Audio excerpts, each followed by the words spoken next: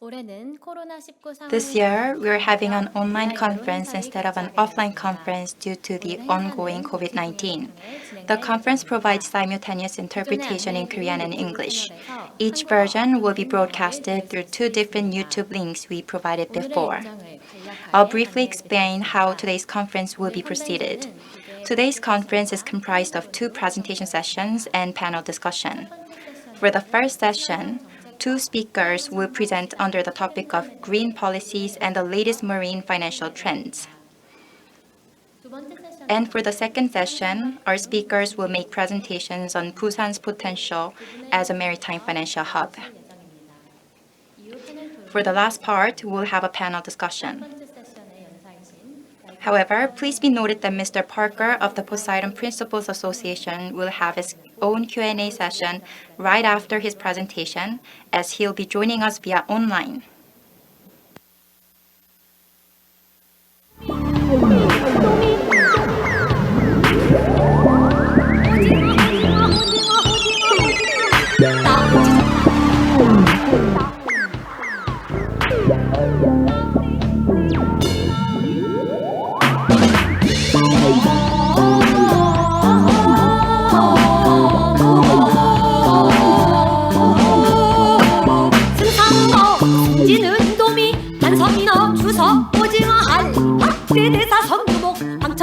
사족의 해운군마 대방사청 분수 해구 현가몽어 조기장 국이 구별다 지장대는 장다리가 우리 좌우나졸 근금모조리 상어술 진운치 준치멸치 삼치 가재 개구리까지 영을 듣고 어전에 입시하여 대왕극의 절은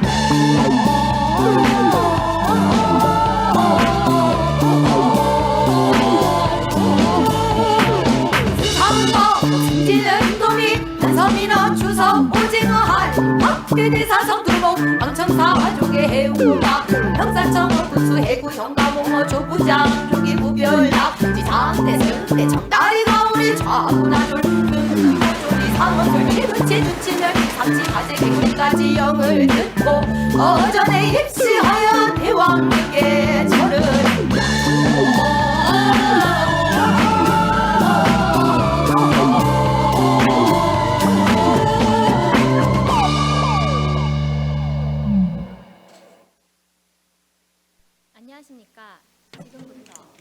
Good afternoon. Now we start the 2020 Busan Financial Hub Convention in the online form.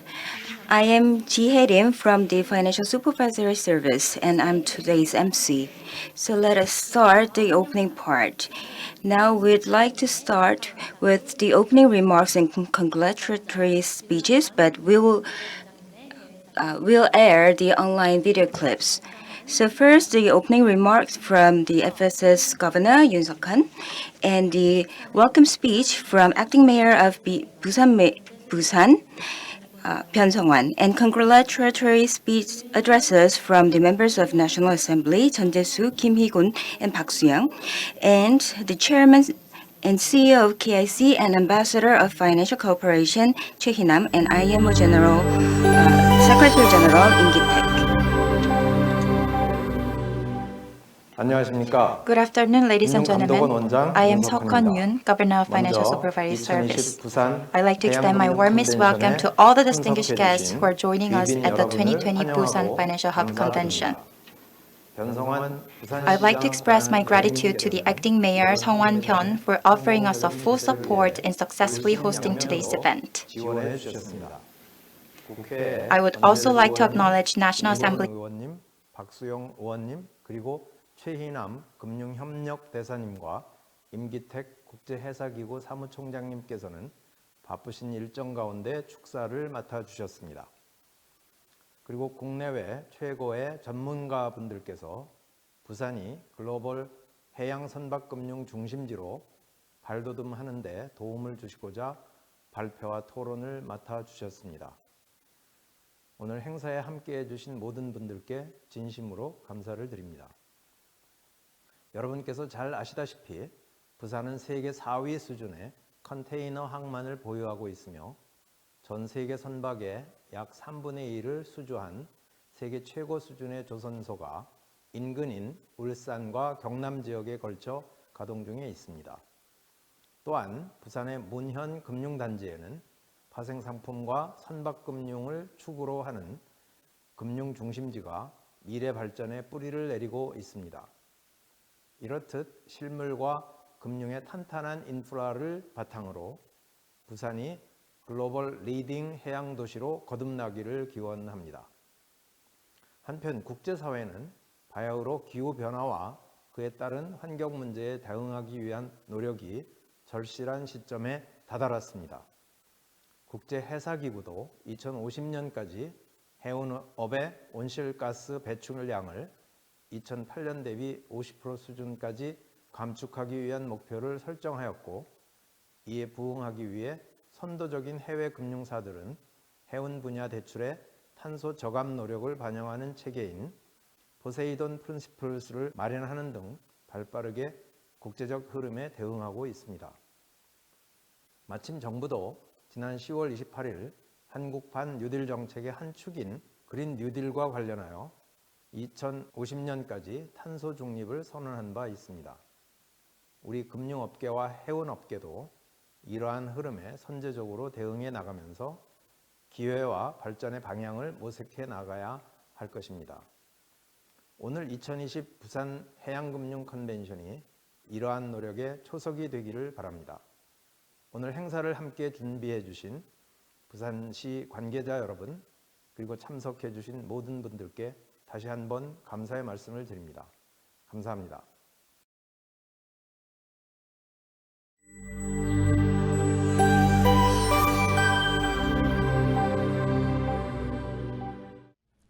반갑습니다. 부산광역시장 권한대행 변성환입니다.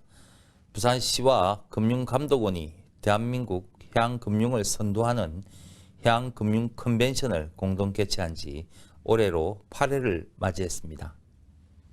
코로나19 영향으로 올해는 현장에 직접 만나 뵙지는 못해서 아쉽지만 온라인을 통해서 더욱 많은 분들이 함께 해주실 거라 기대합니다. 오늘 행사를 함께 주최하신 윤석헌 금융감독 원장님을 비롯한 관계자분들께 먼저 감사의 말씀을 드립니다. 주제 발표와 토론을 해주실 전문가 여러분, 세계 곳곳에서 관심 있게 지켜보고 계실 참석자 여러분들께 환영의 인사를 전합니다. 부산은 2009년 해양파생금융 중심지로 지정된 이후 해양금융 인프라 구축에 심혈을 기울여 왔습니다.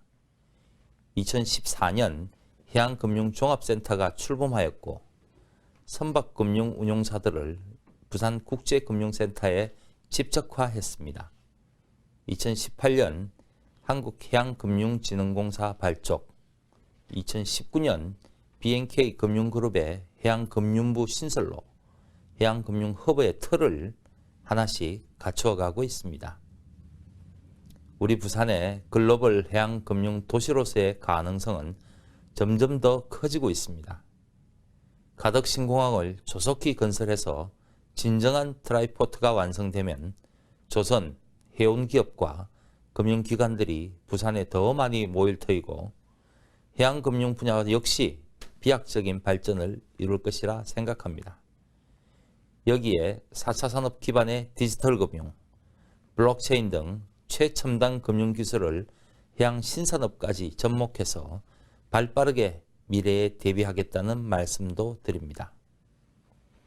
2020 부산 해양금융 컨벤션에 참여하신 모든 분들께 다시 한번 감사드리며 부산이 세계적인 해양금융 허브로 나아갈 수 있도록 전문가 여러분들의 많은 조언과 협력을 당부드립니다.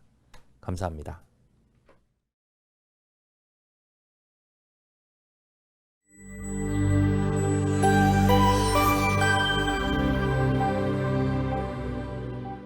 내외 기빈 여러분 반갑습니다. 전재수 국회의원입니다. 오늘 부산해양금융센터에 참석하신 모든 분들을 환영합니다. 지난 2013년 시작된 부산 해양금융 컨벤션이 해양금융의 미래와 부산의 역할을 모색하는 대표적 행사로 자리매김해서 올해로 벌써 8번째를 맞이하게 됐습니다. 친환경 정책과 해양 선박금융시장의 최근 흐름과 해양 선박금융 중심지로서의 부산의 가능성을 주제로 한 이번 행사가 온실가스 저감 등 환경 규제 강화의 국제적 움직임이 빠르게 이루어지고 있는 상황 하에서 부산에 어떤 기회가 될 수 있는지를 고민해보는 의미 있는 시간입니다. 코로나19라는 상황 속에서도 영상을 통해 여러분께 환영의 말씀을 전할 수 있게 돼서 정말 기쁘게 생각합니다. 그리고 오늘 이 행사에 참석해 주신 여러분들께 다시 한번 고맙고 감사하다는 말씀을 드립니다. 매력적인 국제금융도시로 발전하는 부산의 미래를 위해서 여러분들의 지속적인 애정 그리고 성원을 부탁드리겠습니다. 저도 열심히 일하겠습니다. 고맙습니다. 안녕하십니까. 국회 정무위원회 소속 부산 동래구 김희곤 의원입니다. 올해도 어김없이 열리는 부산 해양 컨벤션을 진심으로 축하드립니다. 부산 해양 컨벤션은 매년 해양금융의 최신 이슈와 현안을 논의하는 장이자 해양금융 중심지 부산을 알리는 핵심으로 완전히 자리매김했습니다. 올해는 코로나 재확산으로 온라인으로 진행됩니다만 그래서 함께 만나지 못하는 아쉬움이 매우 큽니다. 큰 아쉬움만큼이나 더 폭넓고 다양한 논의가 이루어지는 2020 부산 해양 컨벤션이 되기를 기대합니다. 지금 해양금융은 또 한 번의 새로운 패러다임 전환을 앞두고 있습니다.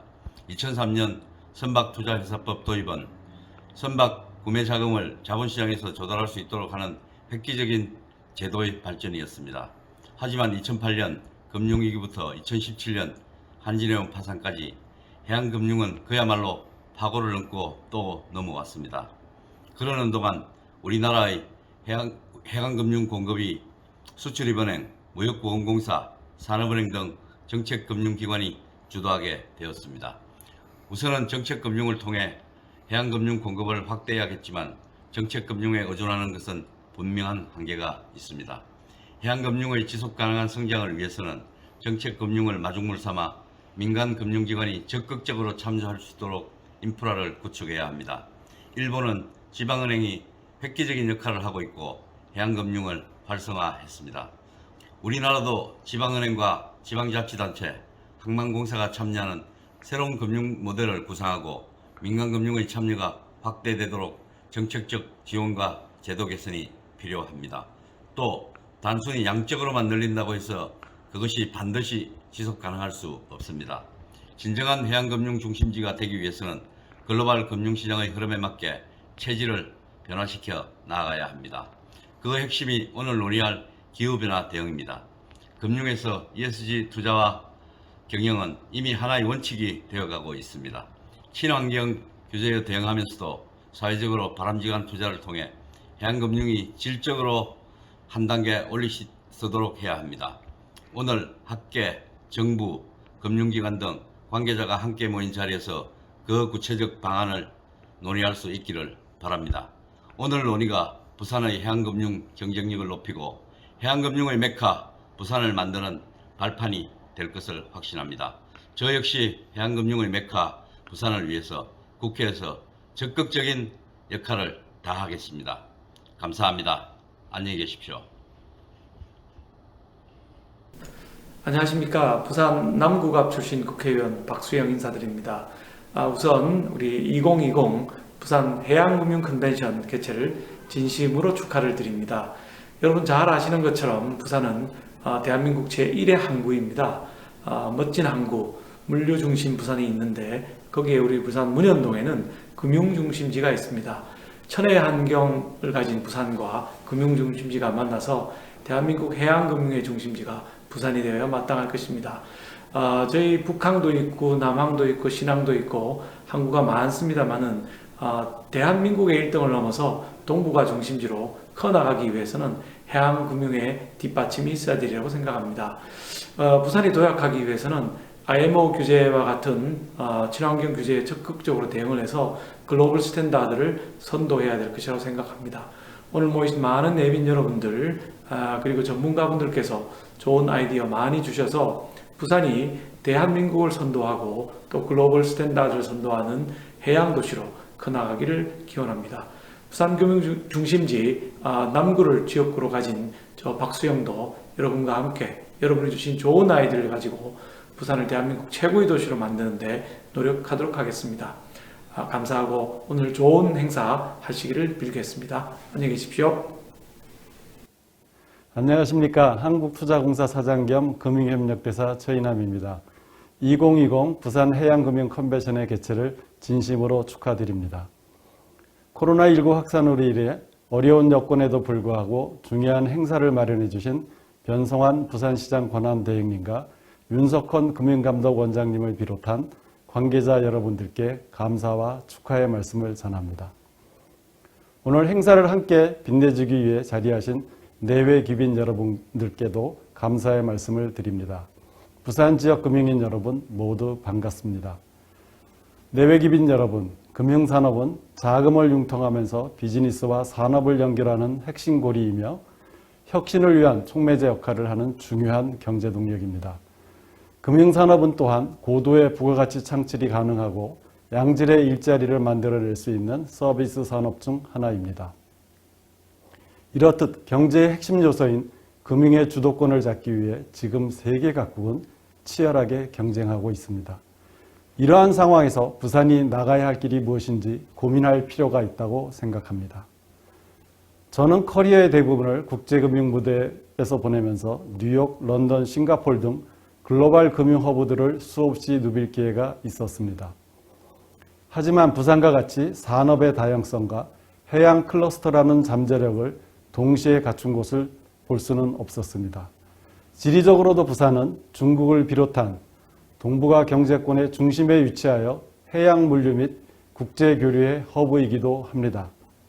이 같은 장점들이 부산을 국제금융 중심지로 도약하기 위한 발판이 되리라 생각합니다.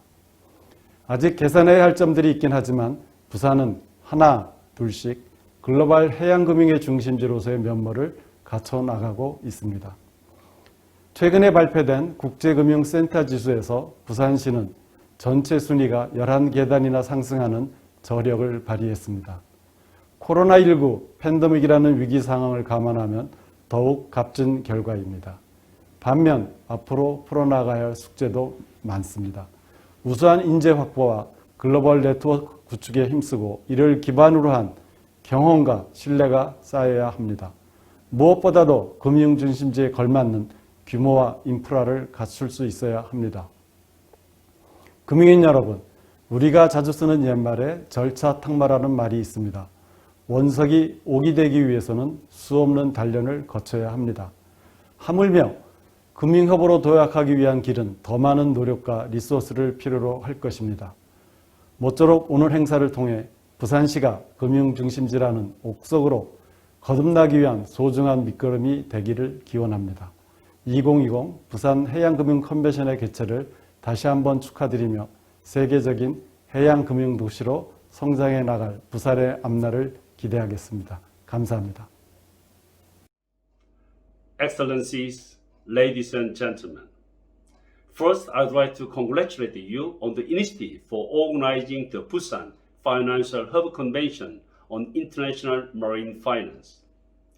The maritime sector is at the heart of connecting the global supply chain around the world, keeping global trade, including critical supplies flowing, and it will remain at the center of economic recovery and sustainable growth. In an evolving world where economies are ever more interdependent and natural resources are under increasing pressure, the transition of maritime sector toward a more sustainable future has never been more important. This convention with timely theme, Green Transformation of Marine Industry, provides an excellent opportunity to discuss and provide ideas to ensure sustainable shipping for a sustainable planet. There can be little doubt that the single biggest challenge we are still facing is combating climate change. Decarbonization will play a central role in the post-COVID-19 recovery process. Only the energy transition can ensure the achievement of the ambition of IMO's decarbonization strategy to reduce total annual greenhouse gas emissions by at least 50% by 2050 compared to 2008, and to ultimately phase them out within this century. This ambitious goal will only be achieved through research and innovation. Research into developing zero-carbon technologies and marine fuels is underway, with hydrogen, ammonia, or biofuels considered viable options, but it requires huge investment, notably in R&D and infrastructure development. To achieve this, IMO is stepping up its effort to act as the global forum and promoter of R&D in zero-carbon marine fuels, bringing together interested stakeholders from the public and private sectors from around the world.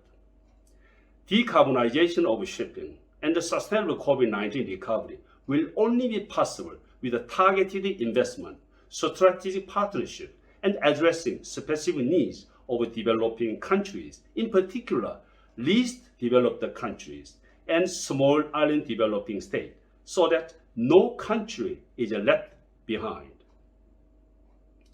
Maritime trade is vital to the world economy. We must all work together to explore how best to support resilience and the sustainability of the maritime sector, which is crucial not only for world trade and development, but for the sustainability of our planet. I'm deeply grateful to the government of the Republic of Korea as IMO's A Group Council member and a key maritime nation for the continued contribution to all aspects of IMO's work. In this context, I wish you every success for this convention and fruitful outcome. Thank you.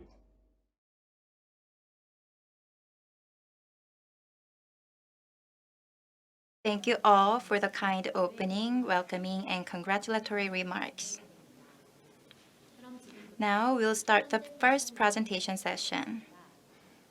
For session 1, Mr. Choi Jae-sung of Clarkson's Korea and Chair Michael Parker of the Poseidon Principles Association will share their insightful thoughts.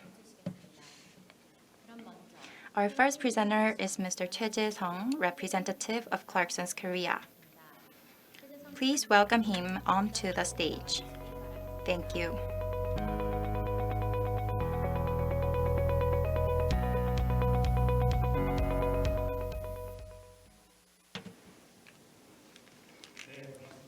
Good afternoon, everyone. Nice to meet you. I am the first presenter for today, and my name is Choi Jae-sung, representative of Clarkson's Korea.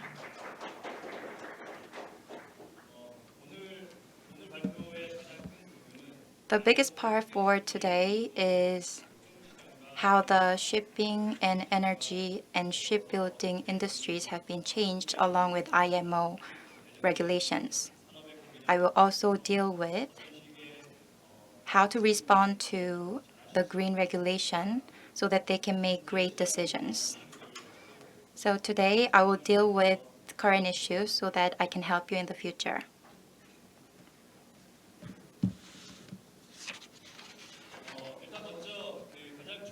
First, I'm going to talk about fuel consumption trends. Then I'll move on to carbon output, followed by LNG fuel trend, which is becoming an alternative energy source of the conventional fuel, and I'll go on to the projections. So first, from the early 2000s, IMO has been accelerating its green regulations. In the latest regulation, there has been regulations on BWTS starting from 2016. And from 2020, there will be sulfur regulations that limits it to 0.5%. As such, the IMO is strengthening its green regulations recently. After 2020, BWTS, scrubber-fitted fleets will be more regulated strongly by the IMO. So those fleets that are not fitted with scrubber will be regulated more stronger.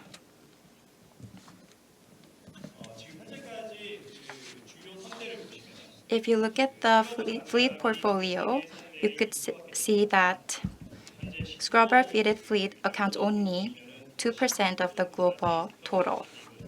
However, this will be increased to 16% in the future. At the same time, LNG capable is now standing at 0.5% as of now, but its order book is going to be increased to 9.2% going forward. Ballast tanker at the same time is doing well because about 10% of the fleets are having ballastic tankers. So many shipping companies are responding well to the green regulations. After the COVID-19, many shipping companies that were planning to have scrubbers were not able to do so. And because of declining oil prices, companies did not damage a lot from not fitting scrubbers, but it is necessary that we have to fit the scrubbers going forward, and this change is going to happen in the future. Now, let us delve into fuel consumption trends in these days. As of this year, world consumption of oil in the fleet sector is about the same level as 2012.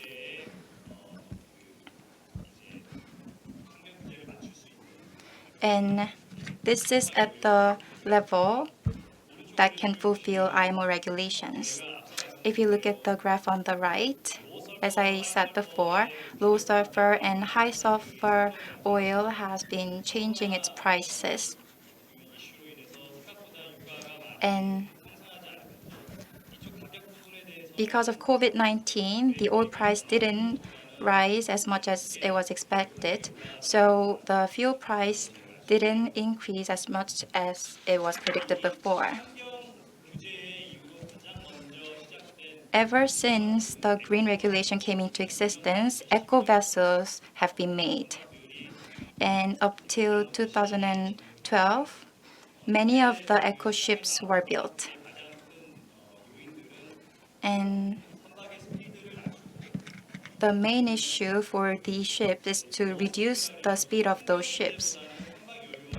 The so-called lower steam is the regulation that helps fulfill the strategy to go into the decarbonization process. For example, VLCC and Cape-size fleets has been increasingly built between 2009 and 2012. And after 2014, the era of eco ships are now falling because they are now aging rapidly. In case of VLCC, it can save about 10 tons of oil, and it goes the same for Cape-size vessels as well. After the IMO regulations, the shipping companies have been fitted scrubbers increasingly, and I would like to make some updates on this. In 2019, if we compare this from the level of 2018, so many fleets have been fitted with scrubbers. And if you look at these scrubbers, we could project that about most of the fleets will be fitted with scrubbers, specifically 34% of VLCC and 36% of Cape-size will be fitted with scrubbers going forward. So if we look at this in general, we can see that there are some fleets fitted with scrubber or that are LNG fuel capable. So if we look at the fleet portfolio after green regulation, we can see that about 20% are fitted with scrubber and about 25% are comprised of eco ships and 4% are LNG fuel capable vessels.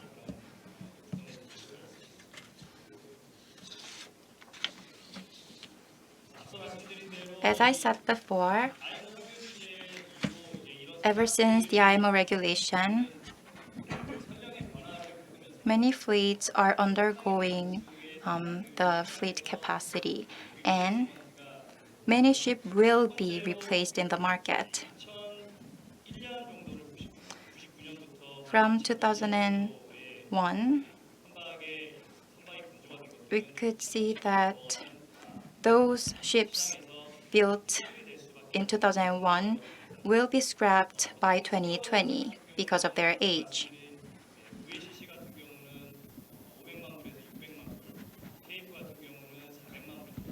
VLCC will cost about 5 to 6 million, and those fleets aged over 15 years. It's really difficult for them to provide profit to the companies, so they will be replaced sooner or later. From 2010 to 2011, there have been a lot of ships built as well. And this is the first generation of eco ships. Because their ages are also over 10 years old, big shipping companies can easily do scrubber fitting for those fleets. But as for small-sized shipping companies, it's quite difficult to fit scrubbers because of their size, because they're not secured by the company size. So for those companies, those ships built during that period will be replaced.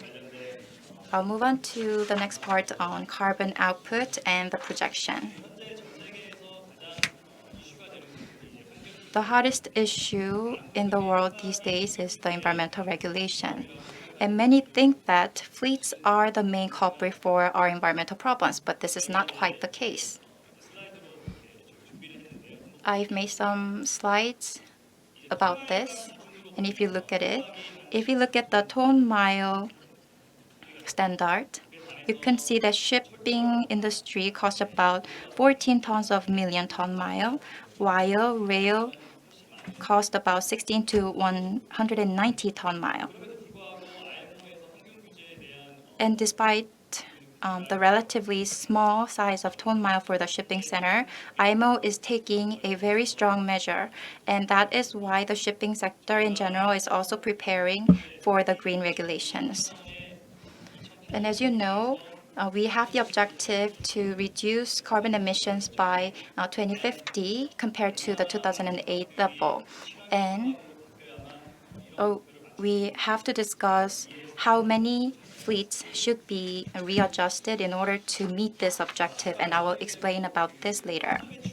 As I said before, in regards to the fleet portfolio, there are still many large-sized fleets on the market, including VLCC, large-size container ship, bulker, and Capesize. And those are the main culprit for carbon emissions. If you look at the graph on the right, you can see that VLCC has a great size, about 32 million. And they carry a lot of shipments, so they emit far much carbon than any other type of fleet. On the other hand, large-size container ships are also shipping a lot of goods, so they also emit a lot of carbon. And the filler fleets also emit a lot of carbon despite their small size. And this part is going to be dealt with by the presenter who will follow me. As you know, the environmental regulation is not only limited to the shipping sector.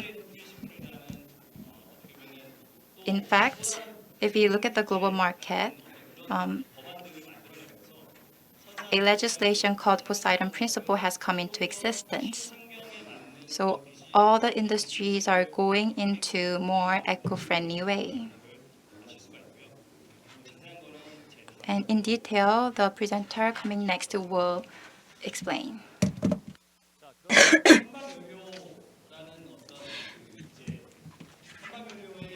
Now, Let's talk about the diversification and changes in fuels. And the major focus is on the LNG fuel. Well, we have a lot of alternatives rather than LNG. So we have methane, hydrogen, and many others like biofuels. But first of all, for today, I'd like to focus on LNG fuels. If you change the fuels into LNG, the vessel will be better equipped with eco-friendly factors rather compared to other fuels. However, when we are to adopt LNG fuels into vessels, we need more infrastructures.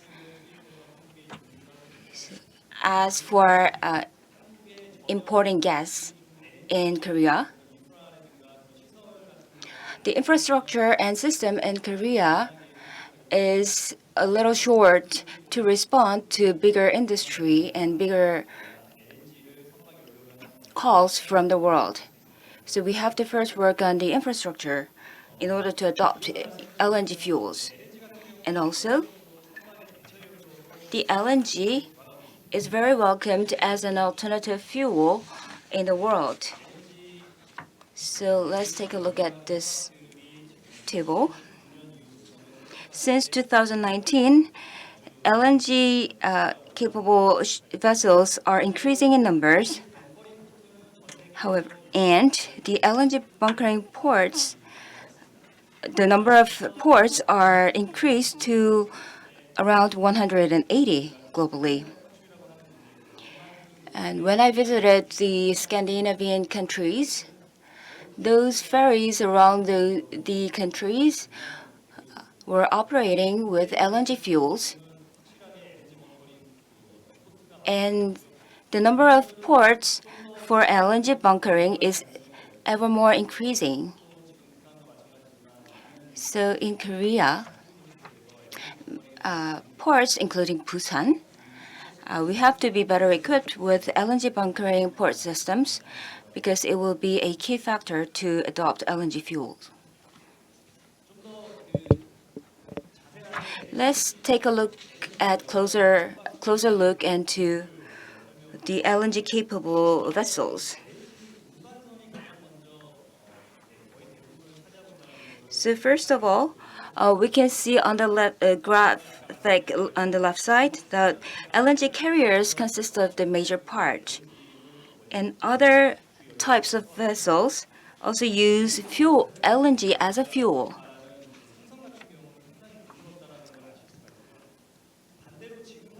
And meanwhile, even though the fleet consists of these factors, a lot of vessels, including tankers and container vessels,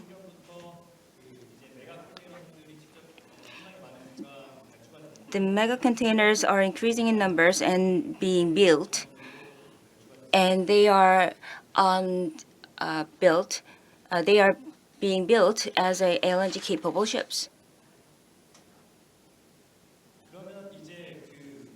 Now,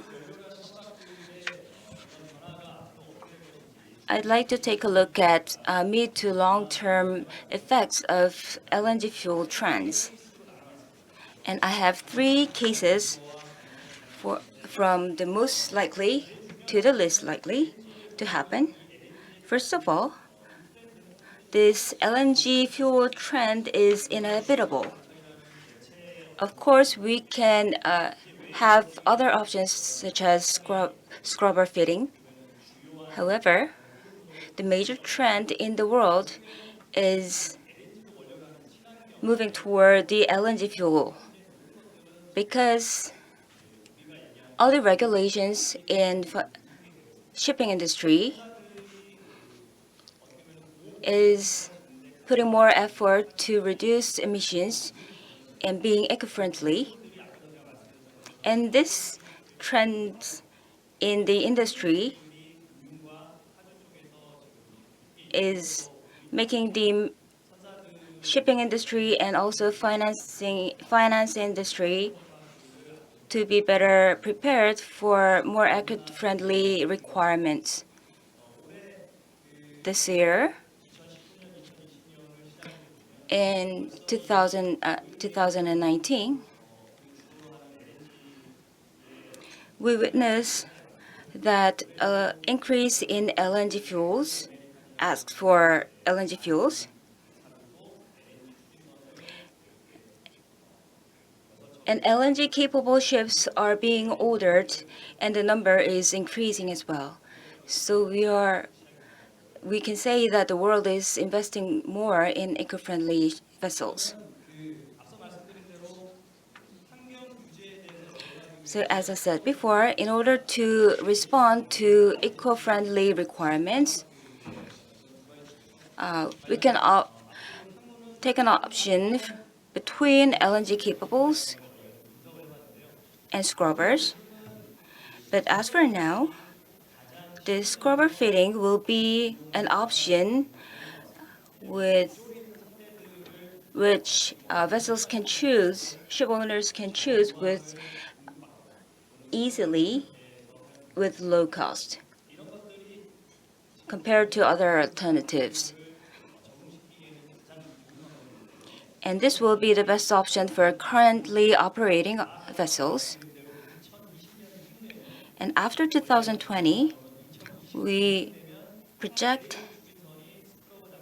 that the LNG capables will be a better option and will be asked more as a eco-friendly vessels rather than scrubber fitting.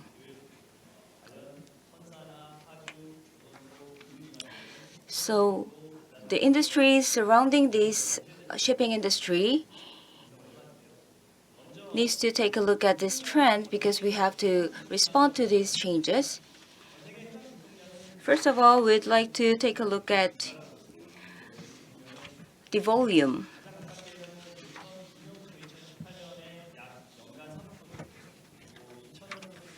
Between 2009 and 2018, the volume increased by 3% annually, and after that, 4.4%. And this increasing speed is not likely to change in the near term. This means that still we need a lot of vessels that are very similar to those operating currently. And in order to respond to requirements to be more eco-friendly, the current vessels will be removed, but also we also need to introduce the LNG-capable vessels. So let's take the graph. From 2019, a lot of vessels are being replaced, and the number of orders for shipbuilding is also increasing. So it's the signal. And for the sales, those activities of sales and purchases has accounted for quite a lot until now, but from now on, new building will exceed the rate of S&P. As I explained, the IMO regulation and the IMO's goal is to reduce the emission by 50% by 2050. And considering these current status, what kind of steps we have to take in order to reach this goal? So these are the potential solutions. First of all, a lot of vessels needs to be replaced with LNG capables.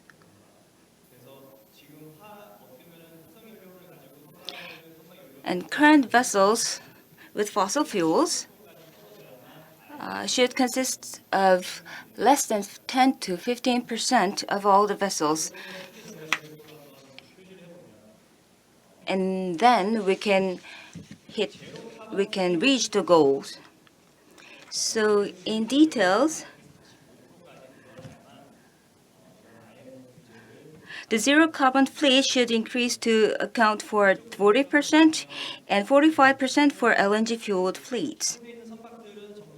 So conventional fleet needs to be eliminated and replaced to other type of vessels in the market. And we need to see more eco-friendly vessels in the market. The players in the market says that these LNG-fueled vessels is not the ultimate goal or ultimate type of the vessel in the future, and is the type in between. However, we first need to advance into the next step, which will be the LNG capables. So far, during this limited time, I have dealt with the most important issues and current trends. If you have questions, I'd like to answer in the near future. Thank you very much.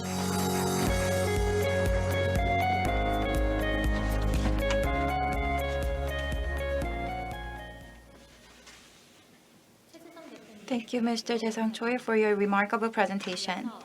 Now we'll have presentation on the Poseidon Principles from Mr. Parker, who is currently chairing the Poseidon Principles Association. For your information, please be noted that Mr. Parker's presentation has been recorded in advance. Good afternoon.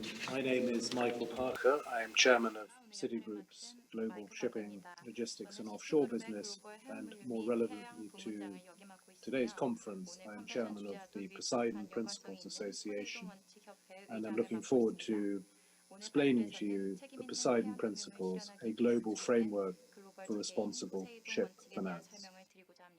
How did the Poseidon Principles come into existence?